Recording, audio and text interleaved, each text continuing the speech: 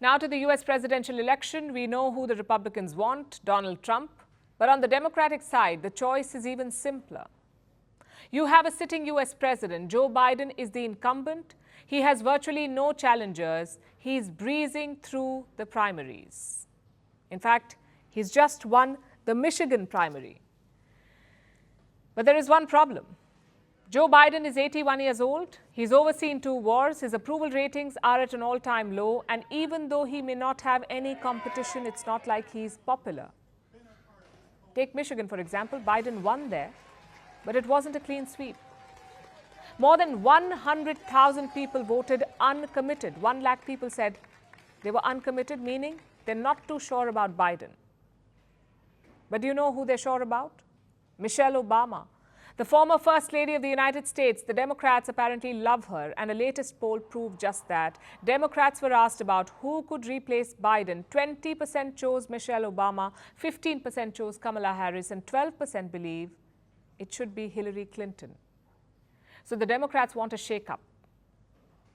But their popular choice is not someone in the system. It's an outsider, in this case, Michelle Obama. The question then is, why does America love her? And can she shake up the Democratic ballot? Michelle Obama has always been popular. She came into the limelight in 2008. That's when her husband, Barack Obama, started campaigning. The couple was loved on the campaign trail. Once Obama became president, the appeal only grew. Their stint in the White House was quite popular, and Michelle wasn't just any other first lady. She did not live in the shadows of her husband. She held her own. Perhaps that appealed to a lot of people. She spearheaded campaigns, advocated for military families, and encouraged healthy eating. People saw her as authentic, and it added to her appeal. Michelle Obama had one of the highest acceptance rates among all US first ladies. In 2017, the Obamas left the White House, and since then, Michelle has come into her own. She wrote a book. She signed a Netflix deal. She hosted a popular podcast. She graced magazine covers, and she spoke at Democratic conventions. In 2020, Gallup named her as the most admired woman.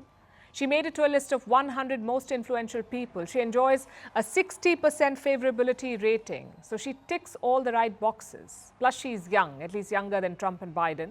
And she's impactful enough to rally the voters. Basically, Americans seem to love Michelle Obama. But do they love her enough to make her president? The answer depends on who you ask. 41% voters want Biden to step down. 20% of them say Michelle should replace him. The Republicans, meanwhile, call this, quote-unquote, pure lunacy.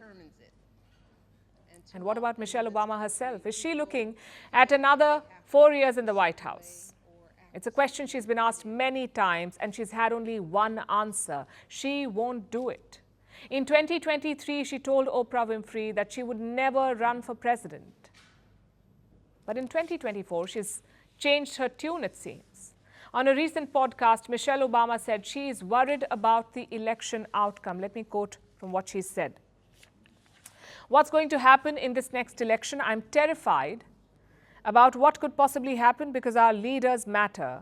Who we select, who speaks for us, who holds that bully pulpit. It affects us in ways sometimes I think people take for granted. She says she's terrified. Is this a cue? Or is the world reading too much into it? I guess we'll find out soon enough.